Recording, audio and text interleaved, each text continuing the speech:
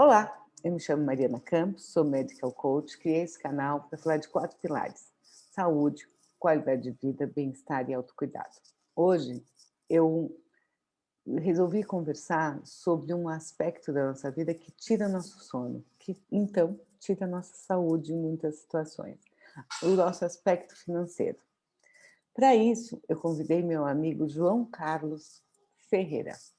O João é medical coach também. Inclusive, foi uma surpresa, porque eu falei, vem falar no canal, o que você quer falar? Ele falou sobre finanças pessoais. Eu falei, como assim? Você faz isso? Aí ele me contou o que faz. João tem uma carreira executiva, teve uma carreira executiva de mais de 20 anos na indústria farmacêutica. Ele atuou como diretor comercial na Roche, na Sandoz, cofundou uma consultoria de desenvolvimento de liderança, a FTR, que são as consoantes de futuro. É consultor com sólido histórico de desenvolvimento de pessoas para clientes da Fortune 500, impulsiona carreiras e desempenho de equipe, cria soluções criativas e atraentes para cenários complexos. Ele é economista de formação, investidor qualificado, pós-graduado em marketing, também treinado pela ICI, pelo Neuroleadership Institute, com o professor Robert Kegan, é isso? Isso.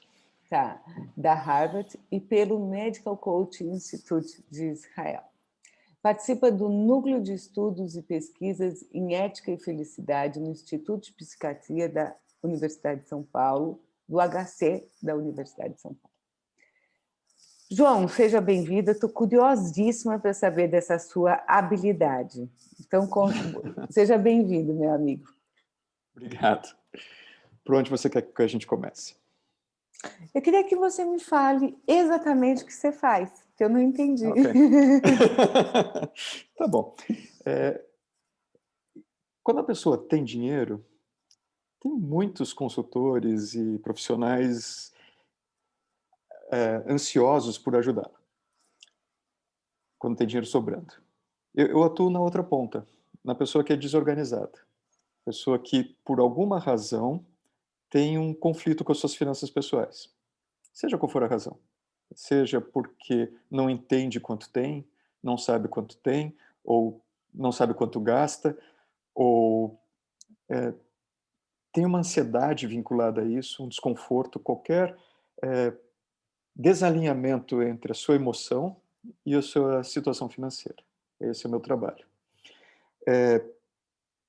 Como eu tenho uma formação em gestão financeira, entendo os canais, eu consigo trazer as ferramentas do coaching, de olhar as competências da pessoa, o quanto ela consegue lidar com os seus desafios, o que está no não falado dela, com ferramentas que ela normalmente não tem.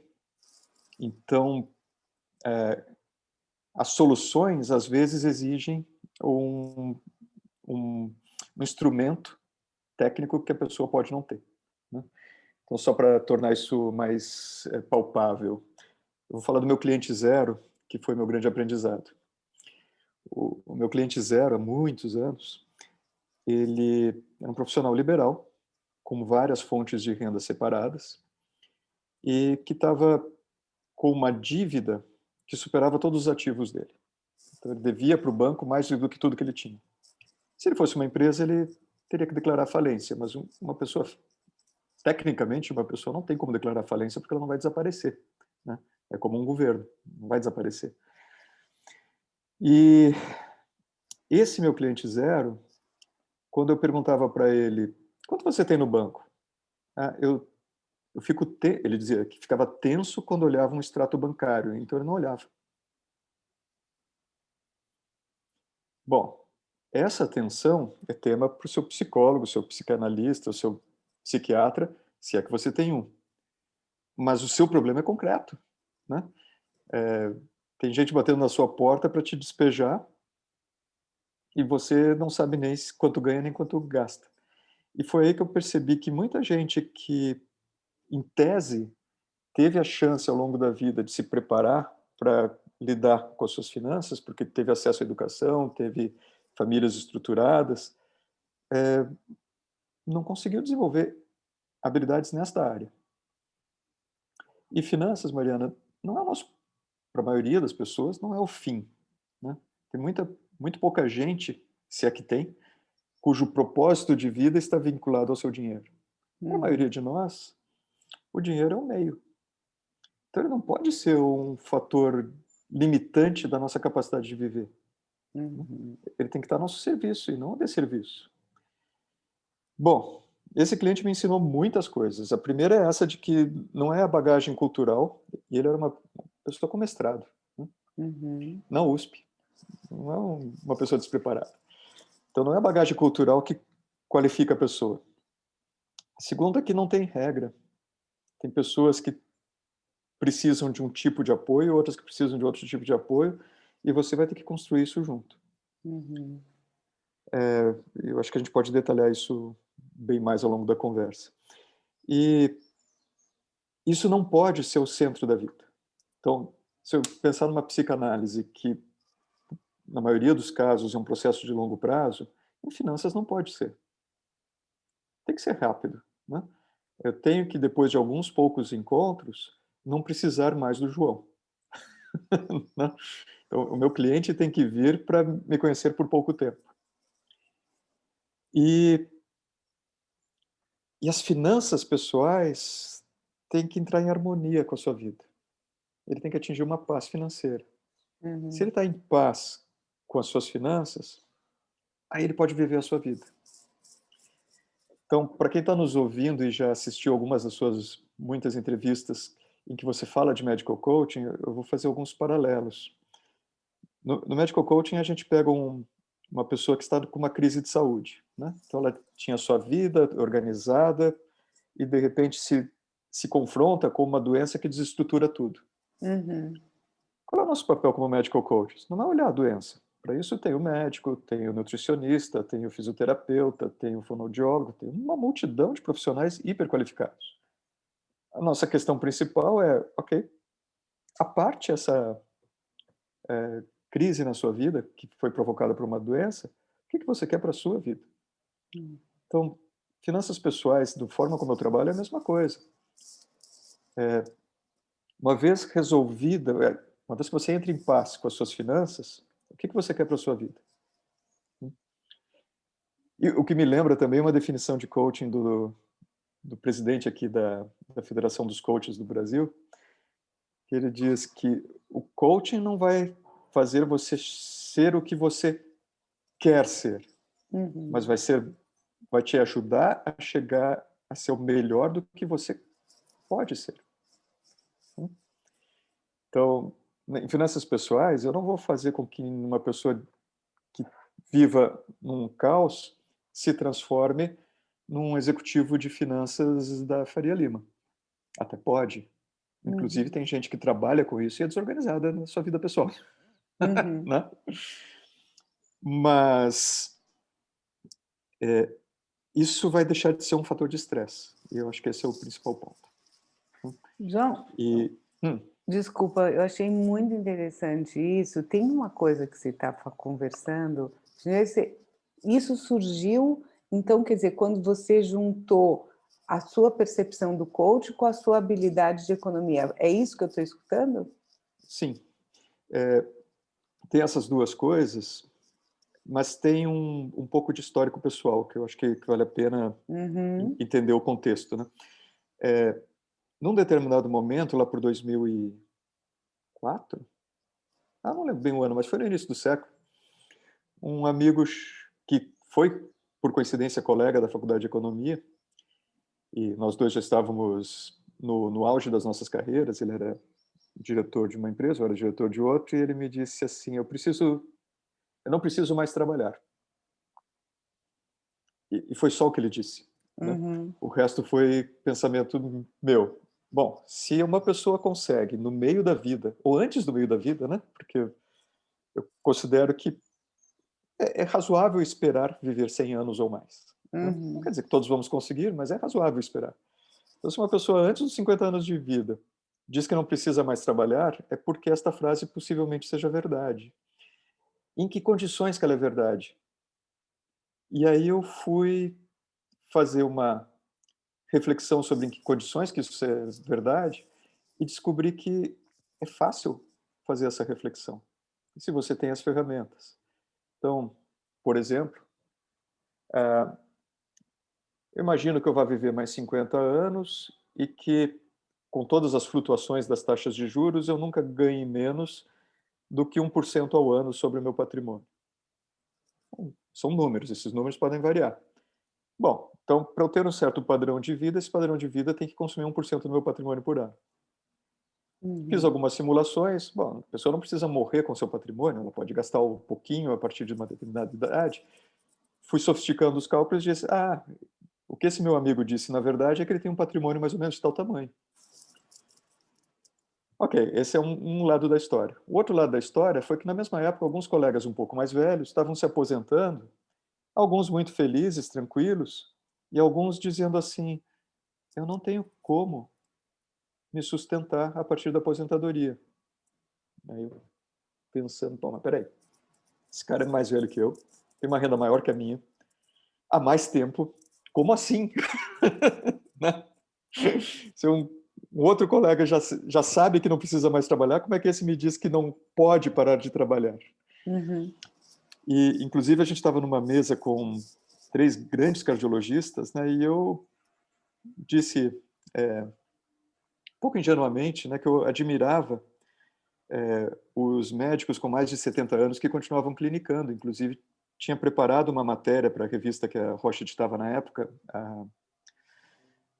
Era uma revista que ia para 100 mil médicos todos os meses, e ela ficava essencialmente na sala de espera. Então, a gente tinha que balancear a revista para ser interessante para médicos, mas também para quem estava na sala de espera, né?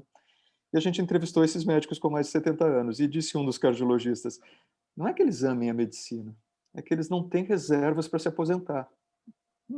Peraí, o cara super preparado, que estudou, para um cara chegar a ser médico, ele tem que ter feito no mínimo 6 anos de faculdade e provavelmente mais 6 anos de residência, né? Fora tudo que vem antes. E essa pessoa chega a um ponto da vida em que ela não pode parar de trabalhar porque não tem, muito esquisito, né? E aí eu descobri que sim, existe um número importante de pessoas que não soube e não sabe se preparar, né? Eu tive um cliente, chegou para mim aos 70 anos de idade. Ele estava exatamente nessa situação. Ele não preparou uma boa aposentadoria do INSS, não preparou um patrimônio, mas ele tem ainda muitos anos de vida pela frente. E ele trabalhou comigo há uns 6 anos, está vivo ainda. Então, sim, são prazos longos, né? Uhum. E esses vários casos de pessoas diferentes que partiram do mesmo cenário me mostraram, pô, tem aqui uma oportunidade interessante. Mas na época eu não era coach, não entendia sobre isto. Eu achava que você chega para a pessoa, ensina a fazer uma planilha, está feito. Eu não ensino ninguém a fazer planilha, simplesmente porque não funciona. Até tem um outro recurso tecnológico hoje em dia que eu estimulo as pessoas a usarem porque eles são muito fáceis, como o guia bolso. O guia bolso eu acho maravilhoso. Mas Só um tem gente que pouquinho, nem para o guia bolso vai conseguir. um parênteses. Você vai deixar esse link para a gente aqui na descrição da entrevista, porque Ah, claro. não, o guia bolso vai O que é o entrar, guia tá, bolso? gente? Quem estiver assistindo, não se preocupe, o guia bolso vai estar na descrição. Ele vai ter todos os contatos do João, mas o guia bolso também, porque eu tô sentindo aqui do tipo, mas nunca me ensinaram a lidar com as minhas finanças. Como é que ele fala assim? Não, mas as pessoas não foram preparadas. Não, porque nunca ensinaram ninguém a lidar com as suas finanças. Então, assim, é fundamental o que você está falando, João. Vai, continua, Uhum. desculpa, eu cortei você. Eu queria aproveitar isso que você falou sobre nunca nos prepararam, porque é uma verdade. Uhum. A matéria que eu tive a maior facilidade na faculdade e que eu digo assim, eu guardo com gratidão, se chama matemática financeira. É provavelmente um dos temas mais fáceis da matemática que eu aprendi na vida. E eu aprendi na faculdade. Cara, eu tinha que ter aprendido na 8ª série. O que a matemática financeira ensina? Ela ensina um negócio chamado juro composto, basicamente. O que é o juro composto? Bom, se eu tinha 100 este mês na poupança e recebi 1, no mês que vem eu tenho 101. Se no mês que vem eu tiver a mesma remuneração, eu não vou pular para 102, eu vou pular para 102,001. E esse 001 é fundamental, porque a cada mês ele vai acrescentando. Na formação em coaching, o professor chamava isso de renda passiva. É uma forma das pessoas entenderem, é uma renda que você tem sem fazer nada, né? Na E ela formação em é coaching, essencial. você falou? Você falou Não, porque eu fiz a formação com o Randy de Stefano aqui em São Paulo. Uhum. E o Randy tratava disso. Ele dizia: uma das coisas que você tem que olhar no seu cliente é quanto que as finanças dele estão se colocando no caminho da sua qualidade de vida ou do seu Uhum. objetivo. E ele até citava um exemplo muito radical, mas que é interessantíssimo. Palavras dele. Então, tome a narrativa com todo o erro que a memória minha pode trazer. Ele diz que tinha um cliente que ganhava algo como 30 mil reais nos anos 90. Então, dá para imaginar que seria o equivalente hoje a uns 100 mil reais por mês. E que dizia que não dava para viver com aquilo. E o Randy era um americano recém-chegado no Brasil, então ele não tinha noção do custo de vida no Brasil e pensava, bom, se 100 mil reais não dá para viver, como é que eu vou fazer para viver, né? Mas por que para aquela pessoa a fortuna que ele ganhava por mês era insuficiente? Porque o estilo de vida que ele tentava manter era o estilo de vida dos clientes dele. Essa pessoa era um operador no mercado financeiro cujos clientes eram milionários. E se ele tentava emular o estilo de vida dos clientes, ele teria que ter mesma renda dos clientes, e ele não tinha. Ele era um operador. Não por acaso, uma coisa que eu vivi na medicina, na indústria farmacêutica, que é interessante, médicos de gente rica costumam cobrar caro e serem ricos. Não quer dizer que eles sejam melhores do que os médicos de gente pobre. É uma característica da nossa sociedade.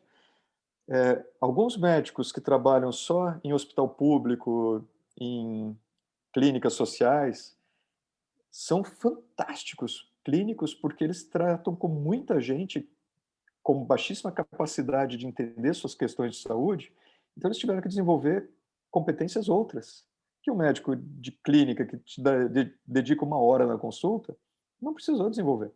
Uhum. Né? Então, tentando resumir essa história aqui, as pessoas precisam entrar em paz com as suas finanças. E entrar em paz com a sua finança é diferente para mim e é diferente para você. Né? E isso tem que ser um processo que usa essencialmente os teus recursos. O que você tem dentro de você que dá conta. Então, Uhum. voltando para o meu cliente zero, ele era um jornalista, ele adorava escrever, odiava números, mas adorava escrever. Então, ele fazia páginas e páginas das despesas dele, das entradas de dinheiro. E isso era suficiente para ele se organizar. Não tinha nenhum cálculo ali. Mas quando ele olhava uma página inteira e disse, gastei tudo isso essa semana, ele se controlava. Né? Só ganhei isso essa semana, ele se controlava ainda mais. Uhum. Era o que funcionava para ele. Bom, a gente fez uma analogia com o medical coaching. E tem Uhum. uma anti-analogia que eu te propus, né? Algo para a gente falar. No medical coaching, a gente busca uma alta frequência de contato com o cliente. Porque às vezes você tem um cliente que está acamado, ou um cliente que está com um prognóstico de vida muito curto. Né? Meu cliente 0 do Medical Coaching, não, acho que foi o cliente 3. Meu cliente 3 do Medical Coaching, ele tinha um câncer metastático, estava em tratamento paliativo, para quem não entende da área. Câncer metastático quer dizer está espalhado pelo corpo. E tratamento paliativo significa não está mais tratando o câncer, está diminuindo as dores, dando alguma qualidade de vida. Né? E tinha tido há 1 ano e meio um prognóstico, uma opinião dos médicos sobre quanto tempo ele teria de vida ainda de apenas 3 meses. E ele já tinha vivido 15. Então, ele não tinha 10 anos pela frente, ele não tinha 5 anos pela frente, ele não tinha 1 ano pela frente. Eu tinha que encontrá-lo toda semana, porque a gente estava tratando da próxima semana. Tudo bem. Em finanças, não é assim. Se o meu cliente quer saber se ele aprendeu a se controlar, vai levar meses. Né? Porque pode ser que no primeiro mês ele tope colocar o cartão de crédito na gaveta, trancar a gaveta e jogar fora a chave, ou mais simples, cortar o cartão de crédito. Mas pode ser que daqui a 2 meses ele ligue para o banco e peça outro. Né? Então, os tempos são longos. E os tempos são longos, e do meu lado, quem fica ansioso sou eu, porque poxa, eu sei que não adianta eu falar com ele daqui a 1 semana. Eu sei que não adianta falar com ele nos próximos 30 dias. Mas se eu não falar com ele nos próximos 30 dias, pode ser que a nossa relação se torne tão frágil que ele nunca mais volte. Então, a gente tem que criar um equilíbrio entre frequência e relevância.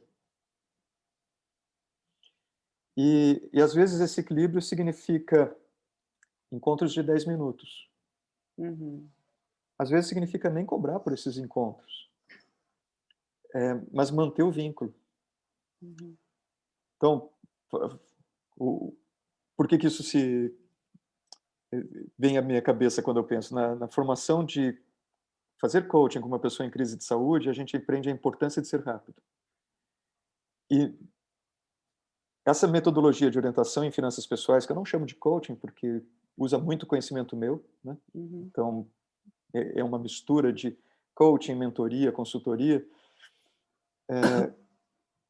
Uma competência que eu tive que desenvolver foi essa contenção, essa compreensão de que o cliente precisa de muito tempo para ter certeza que deu certo. E que esse tempo não pode ser caro para ele. Né? Porque eu sei o estado das finanças dele. Se eu cobrar a minha tarifa normal por encontro, não vai fazer sentido. Eu vou ser pesado demais na vida dele.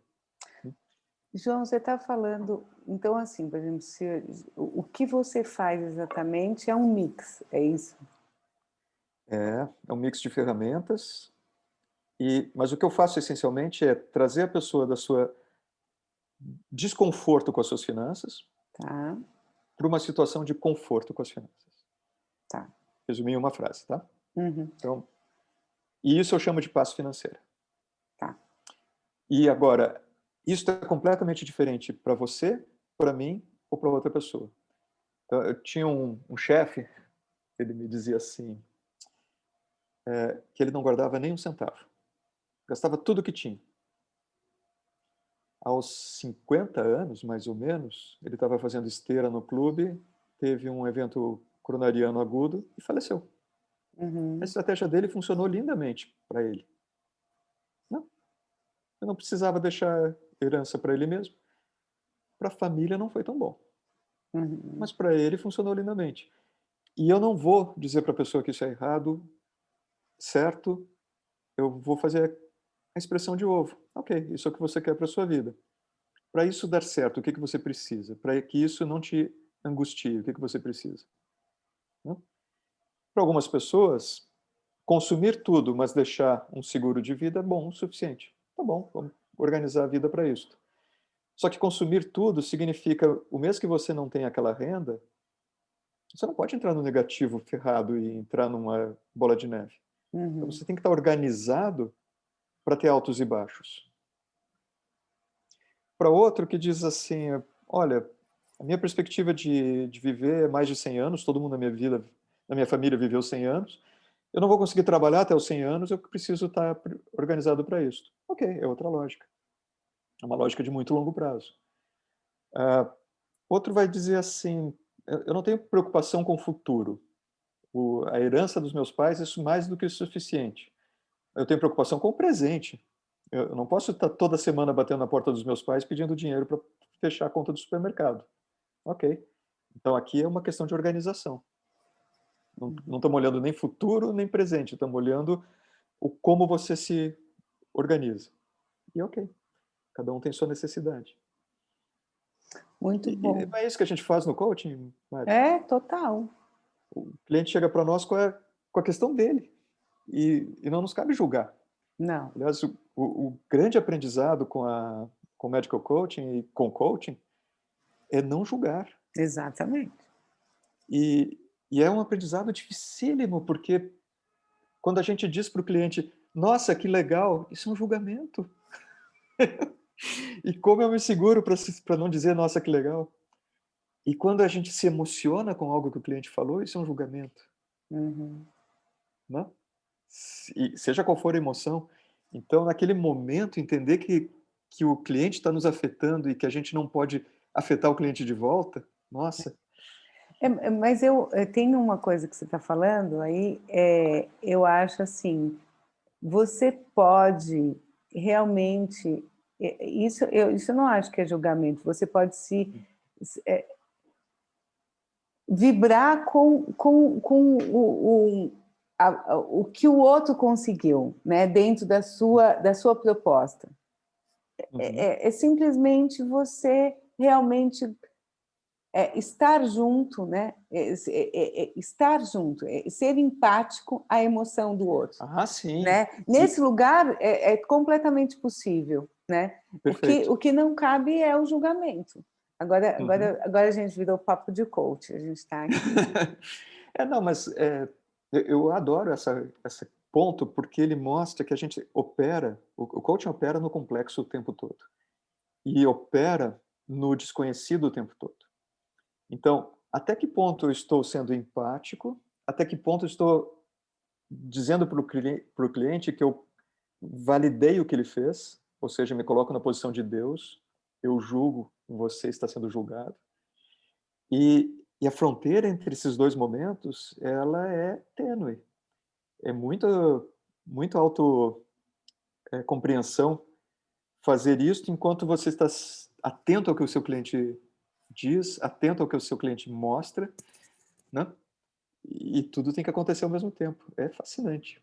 Né? Então, quer dizer, Mas, em finanças pessoais, você pode ser mais do que empático, você pode aprovar, é isso? não, não. Não, Eu tenho que estar atento a isto. Uhum. Porque mostrar para o cliente que eu fiquei feliz porque ele soube resolver os seus desafios, em princípio não é nenhum problema, contanto que o cliente não se vicie nisso, ou não crie dependência disso. Né? Então, vou te dar um exemplo concreto. Um cliente que chegou para mim encaminhado pelo psiquiatra dele. Uhum.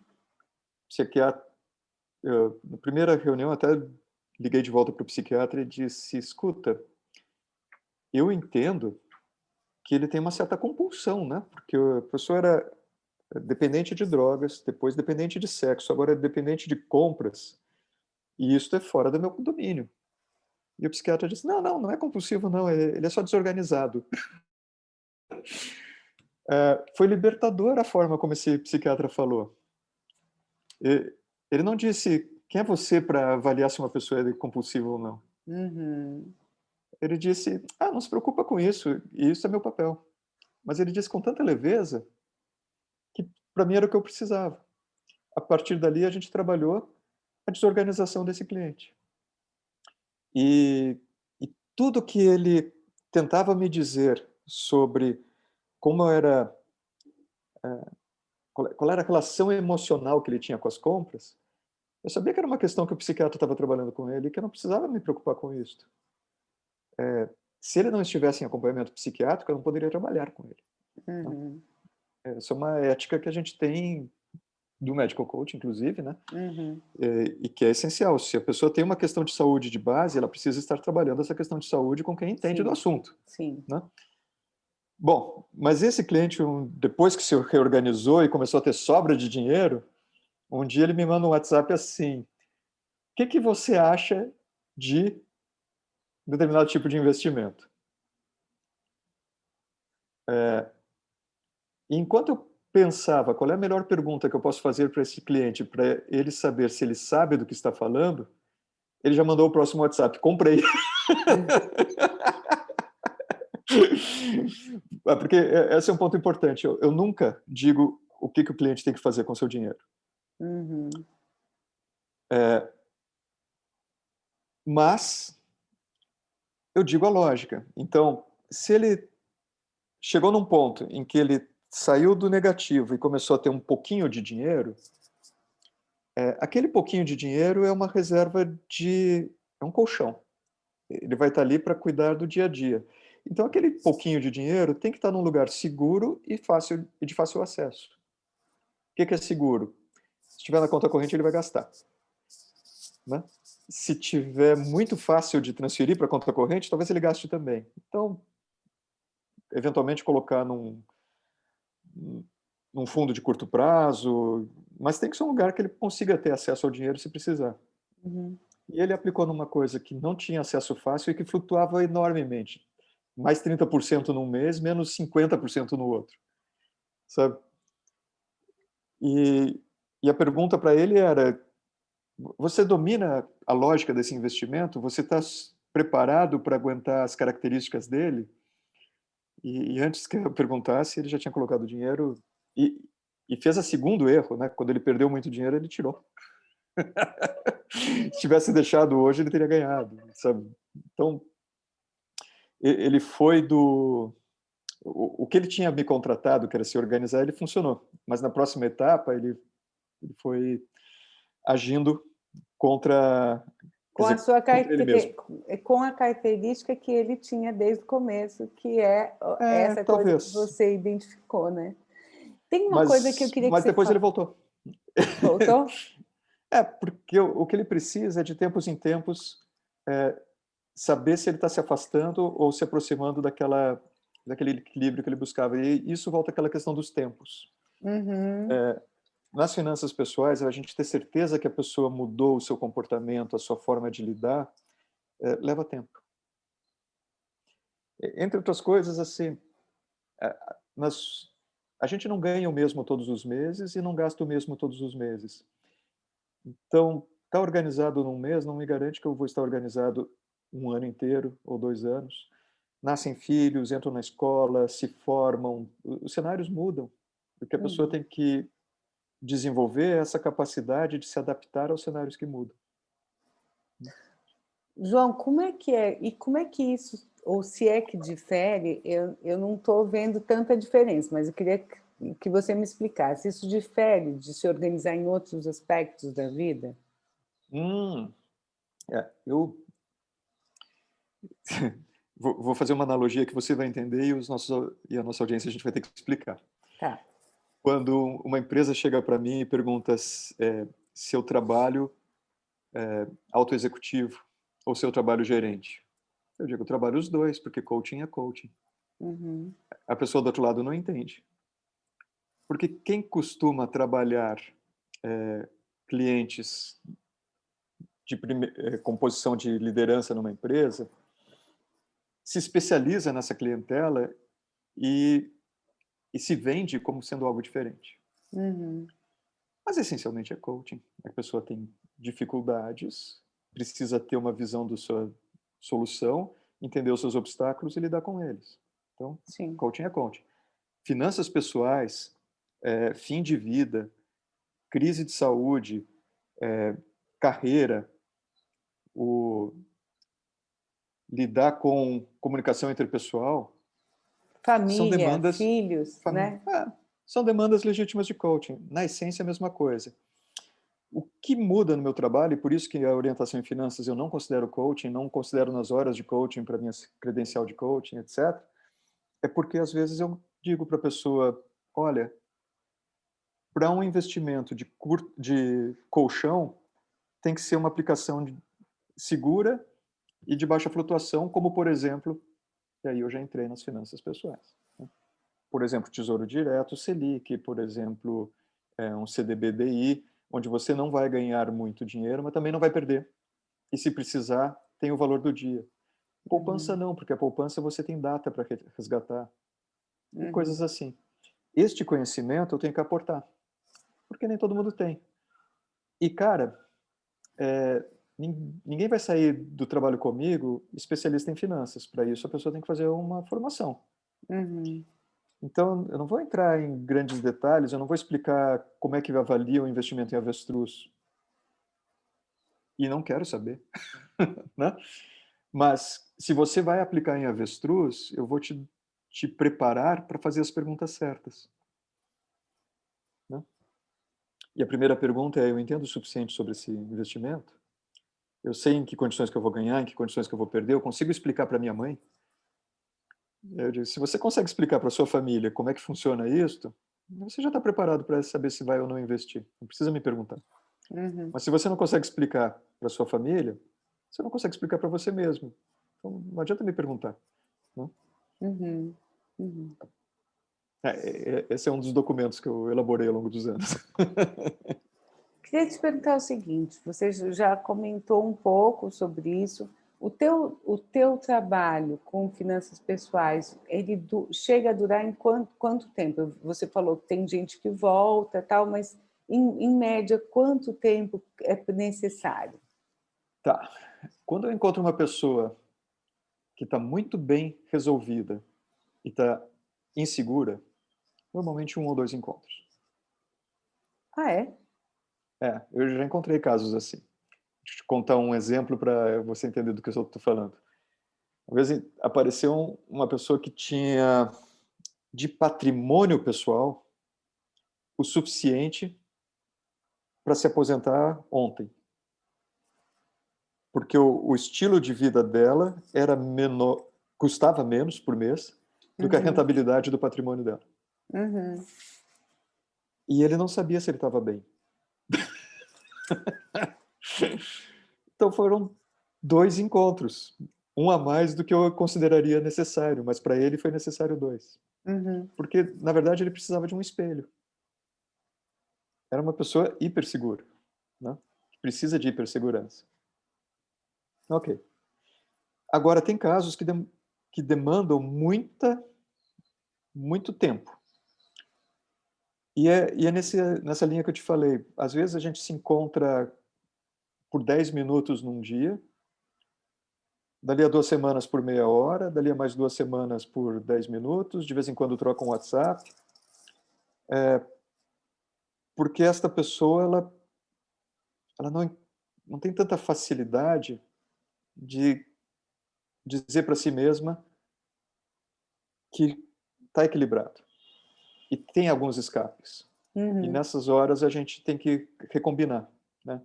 O que aconteceu aqui? Qual foi a, a, deixa eu dar um exemplo, porque eu acho que ajuda as pessoas a entenderem.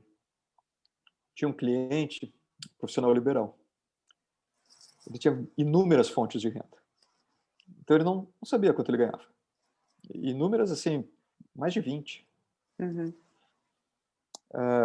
Muitas que dependiam absolutamente do acaso. Lembra do seu tempo de advogada? De repente aparecia uma pessoa do nada que você nunca imaginou que existisse e virava uma fonte de renda. Uhum. Aparecia outra do nada que você nunca imaginou que existisse e virava uma boa conversa e não uma fonte de renda, né? Sim. Então essa era a realidade dele. E como era uma pessoa que não tinha nenhuma afeição pelas finanças, ele não tinha noção que a renda dele estava caindo ano a ano. Ele estava que o tipo de profissional liberal que ele era estava caindo em desuso. E eu também não tinha como saber isso, porque se ele não sabia, como é que ele ia me contar? Uhum. Mas uma das coisas que a gente fez logo no começo foi, ele levantou os extratos bancários dele de muitos anos, e por sorte no mundo da informática isso é possível. O Itaú conta para nós, sem muito esforço, o que aconteceu nos últimos anos. E aí a gente via que a renda dele era uma curva para baixo. com altos e baixos super radicais. Então, olhando um mês para o outro, você não percebia isso. Mas quando você... sabe isso que a gente ouve na Covid, a média móvel Uhum, versus o uhum. número de mortes ontem? Então, Sim. eu fiz para ele a média móvel das entradas. E aí era uma clara curva morro abaixo. Como a profissão dele estava desaparecendo, a renda dele estava sumindo, e por mais que ele tentasse se organizar, o mês seguinte era sempre pior que o mês anterior. Então ele estava indo para um lugar muito difícil, um lugar onde que a renda ia virar zero. Uhum. E a partir dali o nosso esforço deixou de ser a organização das finanças, na essência, e passou a ser a reconstrução dele como marca. Então aquilo que ele fazia não ia mais sustentá-lo, o que ele podia fazer a partir dali? Uhum. Parece estranho como organização de finanças pessoais a pessoa se olhar como uma empresa, mas é o que ele precisava. E aí ele partiu para um trabalho intenso de reconstruir a sua imagem pública para aumentar o número de clientes em outras esferas que pudessem sustentá-lo por mais tempo. E é angustiante, porque quando você faz essa jornada, ela não traz resultado em um dia, um mês, uma semana, um bimestre, ela leva tempo. Até que ele conseguiu voltar a ter uma exposição pública, isso gerou um fluxo novo de clientes e ele começou uma retomada de organização. Então, esse é um trabalho de longuíssimo prazo. Eu acho que a gente ficou alguns anos juntos. Mas foi mudando a característica do que a gente trabalhava. Uhum. E eu comentei com você antes de começar a gravação, né? Eu não conheço ninguém que faça esse tipo de trabalho que eu faço. Provavelmente, pessoas diferentes fazem etapas diferentes, né? Então, se você é muito desorganizado e deve ter planejadores financeiros que organizam para você, mas não que te preparem para dar conta da sua organização. Se você procura um coach, ele vai te ajudar a ter mais, a usar melhor os seus recursos na gestão das suas finanças. Mas ele talvez não entenda de mercado, não entenda de imagem, não consiga te aportar esses conhecimentos que eu fui acumulando, né? Eu estava com um cliente aí, não é finanças pessoais, mas é o dono de Uhum. uma empresa muito bem sucedida. E depois de mais de uma década sendo dono dessa empresa, essa empresa existindo, ele entendeu que precisa aprender a gestão. Aprender a gestão.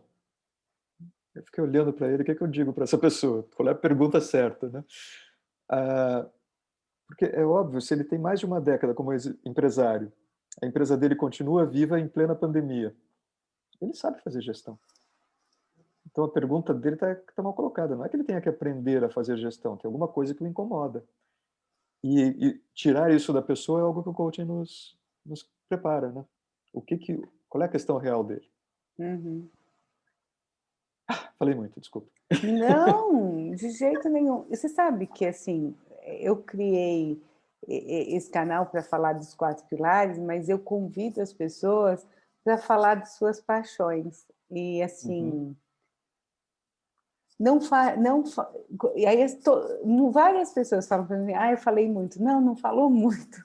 Você falou do que você gosta. Então, né, logicamente que você vai falar e a sensação é que você falou muito, porque para você é algo muito óbvio que está na tua cabeça, mas para quem está escutando não é muito, é exatamente o essencial que a gente precisa saber.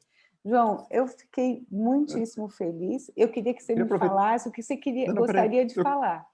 Tá bom, mas eu queria aproveitar esse gancho que você falou sobre o falar muito, falar pouco, Uhum, porque me veio à cabeça uma coisa. Na sessão de coaching, a gente, em vários momentos, faz silêncios longos que o cliente precisa, né? É a hora dele fazer a reflexão dele. E aí eu venho para cá e falo muito. Talvez seja uma compensação, né? tá vendo? É, coisas para fechar, né? É, Olha, o mundo é complexo. A gente não tem como ser especialista em tudo. E nem adianta tentar, né? uhum, as finanças da pessoa não pode estar no caminho dela. Então, se aquilo está incomodando, é interessante buscar uma forma de deixar de ser um incômodo. Isso é a mensagem principal. Se nesse deixar de ser um incômodo, a pessoa não souber por onde começar, procurar uma ajuda é interessante. Agora, qual é a ajuda que não que não sugere que vai ser útil? É aquela que tem outros interesses em nós, né? Então, Explica isso. Eu, eu tenho que investir meu dinheiro. É claro que eu converso com a pessoa do banco ou da corretora sobre onde investir. Mas eu sei que ele ganha uma comissão. E por mais ética que a pessoa seja, essa comissão está no caminho dela. Ela tem outro interesse em mim. Então, eu vou conversar com ela sobre o que ela entende, que é as questões técnicas do produto que ela vende. Mas se eu começo a conversa perguntando onde investir, eu coloquei ela num dilema ético. Primeiro porque ela não sabe, né? Ninguém tem bola de cristal. Às vezes um produto que foi péssimo durante anos se torna o melhor daquele ano. Então, perguntar onde investir para aquela pessoa não é adequado. Eu tenho que chegar nele e saber o que eu posso perguntar para ele. Então, quando procurar um coach? Quando eu sei o que fazer e eu tenho obstáculos no caminho. Quando procurar uma orientação em finanças pessoais, que eu faço? Quando eu não sei o que fazer. Então, eu preciso de orientação, né?